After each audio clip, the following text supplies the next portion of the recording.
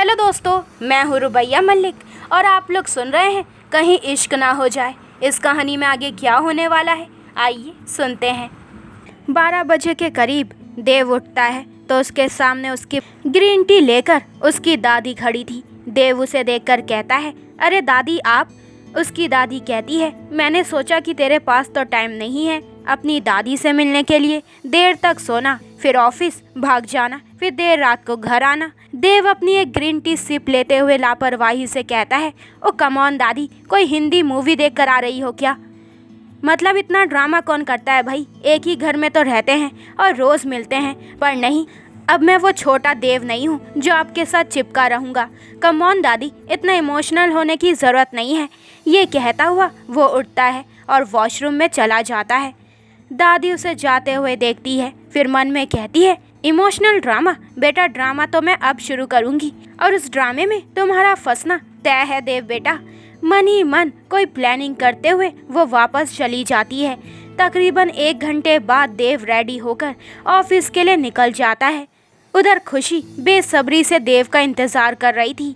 नहीं, खुशी नहीं, बल्कि बेहद गुस्से से, क्योंकि उसको एक फ़ाइल पर देव के साइन चाहिए थे और उस फाइल में सारे डिज़ाइन थे और देव के साइन की वजह से सारा काम रुका हुआ था। खुशी मन ही मन चिढ़ते हुए कहती है, पता नहीं इस नमूने को बॉस किसने बना दिया। हरकतें तो ऐसी है कि कोई चपरासी भी ना रखे। केयरलेस कहीं का, किसी के टाइम की कोई कदर ही नहीं है। Idiot duffer. और मुझे इतना गुस्सा आ रहा है कि अगर वो इस वक्त मेरे सामने होता तो मैं मुंह नोच लेती उसका। ये सब सोचते हुए वो वापस अपने कैबिन में चली जाती है। कुछ ही देर में देव ऑफिस पहुंच जाता है। वो अपने कैबिन में जाता है और साफ सुथरे कैबिन देखकर कहता है, वाओ अमेजिंग, भाई काम करने में तो परफेक्ट है ये बक। ये बोलता हुआ वो अपनी टेबल पर जाकर बैठने वाला होता है कि तभी उसकी नज़र वहाँ पे रखी उस फाइल पे पड़ती है जिसमें डिज़ाइन थे। वो ये बात बिल्कुल भूल गया था कि उसे इस फाइल पर साइन करने थे। वो घड़ी में टाइम देखते हुए कहता है, अब तक तो ये डिज़ाइन पहुँच जाने चाहिए थे और ये फाइल अभी तक यही है। बस बोलना आता है इस बक को, एक काम ठीक से नहीं कर सकती, इसे तो अभी बताता हूँ। ये कहकर वो खुशी के कैबिन में फ़ोन करता है। जैसे ही खुशी फ़ोन उठाती है तो देव बहुत ही रूडली कहता है, कैबिन में आओ फटाफट। खुशी उसकी आवाज़ सुनकर मन में कहती है, हाउ रूड, कुछ ज़्यादा ही गर्मी चढ़ गई है इसके दिमाग पर। मैं बता रही हूँ, आज अगर इसने ज़्यादा 3-5 किए तो मैं भूल जाऊँगी कि ये मेरा बॉस है। ये सोचते हुए वो भी गुस्से से भरी हुई देव के कैबिन में जाती है। इधर देव भी पूरे गुस्से से भरा हुआ था। खुशी गेट खोलकर जैसे अंदर जाती है तो देव बिना सोचे समझे बरस पड़ता है उस पर। मिस बकबक करने के अलावा कुछ आता भी है तुम्हें, या बस कचर बोलना ही आता है? ये डिज़ाइन वाली फाइल अभी तक मेरे कैबिन में ही पड़ी है। तुम्हें पता है ना कितने इम्पोर्टेंट डिज़ाइन है इसमें, जो कि इस वक्त हमारी टीम के पास पहुंच जाने चाहिए थे। पर नहीं, तुम्हें तो कोई होश ही नहीं है ना, बस बातें करवा लो जितनी मर्जी। इससे पहले कि वो आगे कुछ बोल पाता, उससे पहले ही खुशी लगभग उस पर चढ़ते हुए कहती है, shut up and listen to me. मुझे काम की कदर नहीं है या तुम्हें? खुद देर से आते हो, दूसरे का टाइम वेस्ट करते हो और ऊपर से मुझ पर ही अकड़ते हो। अपने आप को बॉस कहते हो, बॉस का मतलब भी पता है तुम्हें? खुद आ रहे हो नवाबों की तरह 2 बजे, लेकिन ये नहीं पता तुम्हें कि इस डिज़ाइन वाली फाइल पर साइन नहीं है तुम्हारे। मैंने कल शाम को ही तुम्हें बोल दिया था कि इस पर साइन कर देना। किए तुमने साइन? नहीं ना, वो छोड़ो। आज सिंह साहब के साथ तुम्हारी मीटिंग थी, याद है तुम्हें? नहीं ना, लास्ट मिनट पर वो मीटिंग कैंसिल की मैंने, ये कहकर कि तुम्हारी तबीयत ठीक नहीं है। मेरे साथ साथ उनका टाइम भी वेस्ट किया तुमने। तुम्हारी नज़र में टाइम की कोई कीमत है या नहीं? देव की हालत पतली हो रही थी और वो कुछ बोल भी नहीं पा रहा था क्योंकि गलती उसी की थी। वो मन में कहता है, कहाँ मैंने एक नागिन को छेड़ लिया आज, कब से डसे ही जा रही है। कोई तो रोको इसे, कोई तो चुप करवाओ।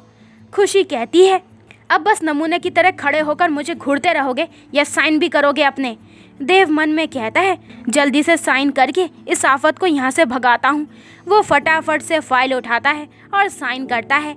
जैसे ही वो अपने साइन करके फाइल बंद करता है तभी खुशी लगभग उसके हाथ से फाइल छीनते हुए कहती है, अगर मैं तुम्हारी बॉस होती तो कब का तुम्हें जॉब से निकाल देती।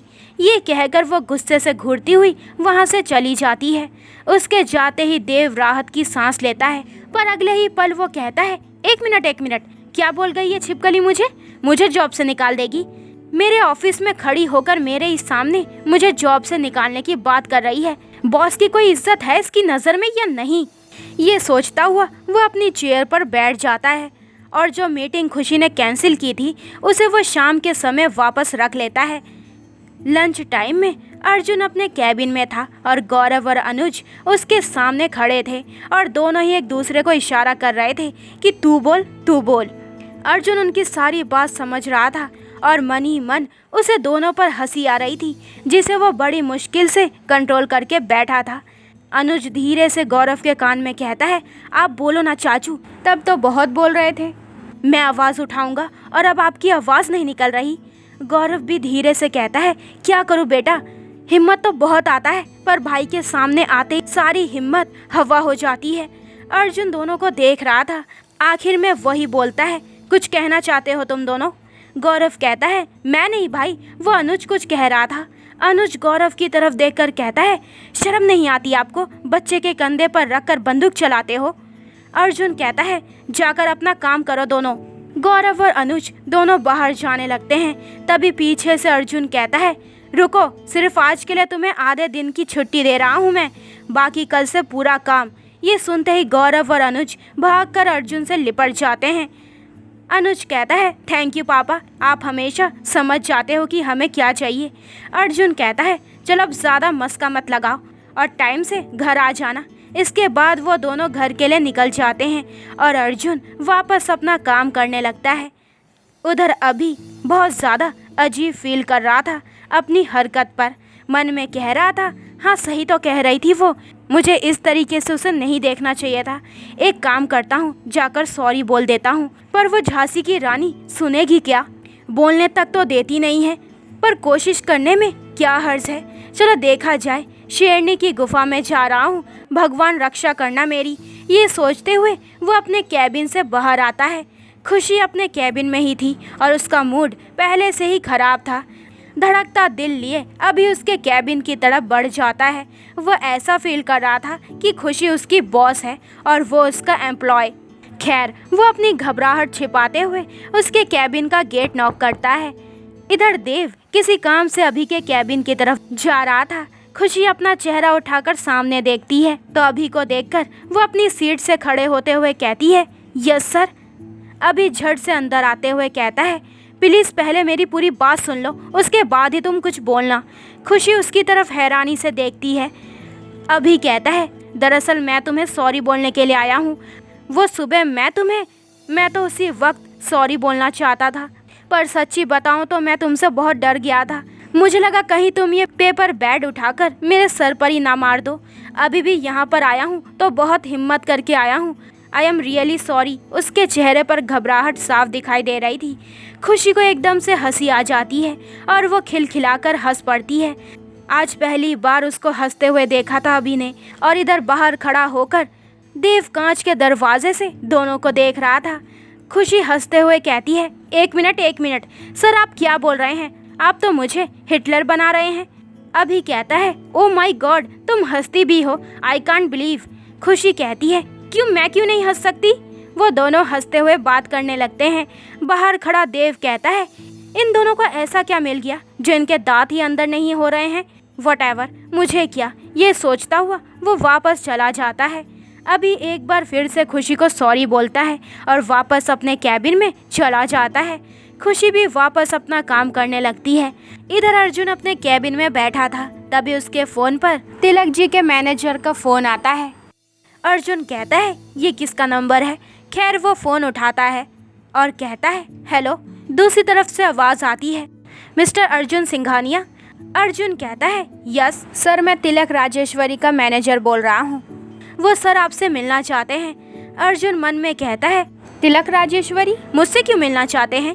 मैनेजर कहता है, सर आप कहें तो आज शाम की एक मीटिंग फिक्स कर दूं। अर्जुन कहता है, हाँ ठीक है, शाम 6 बजे सिंघानिया ऑफिस। मैनेजर कहता है, थैंक यू सर। ये कहकर वो फ़ोन रखते हुए तिलक जी की तरफ देखकर कहता है, सर आज शाम 6 बजे। महेश जी कहते हैं, अब तो बताए पिताजी, चल क्या रहा है आपके दिमाग में। तिलक जी अपनी पत्नी और बहू को भी बुला लेते हैं और आगे कहते हैं, बात यह है कि अनामिका के लिए मैंने लड़का पसंद कर लिया है। ये सुनते ही सब चौंक जाते हैं। अनामिका के पापा कहते हैं, पिताजी। तिलक जी कहते हैं, घबराओ नहीं, लड़का बहुत ही नेक, सुलझा हुआ और अच्छे परिवार से है। अनुज सिंघानिया, अर्जुन सिंघानिया का बेटा, बहुत ही अच्छा परिवार है। गरिमा जी यानी कि अनामिका की दादी जी कहती है, वो सब तो ठीक है, पर इतनी जल्दी, और वो आपकी लाडली मानेगी क्या। तिलक जी कहते हैं, हाँ मैं खुद बात करूँगा उससे। महेश तुम भी मेरे साथ मीटिंग में चलोगे। महेश कहता है, जी पिताजी। इधर अभी को देव के कैबिन में रखी बजट फाइल चाहिए थी। उसे नहीं पता था कि देव आ गया है। वो उसके कैबिन में जाता है और देव को देखकर कहता है, तू कब आया।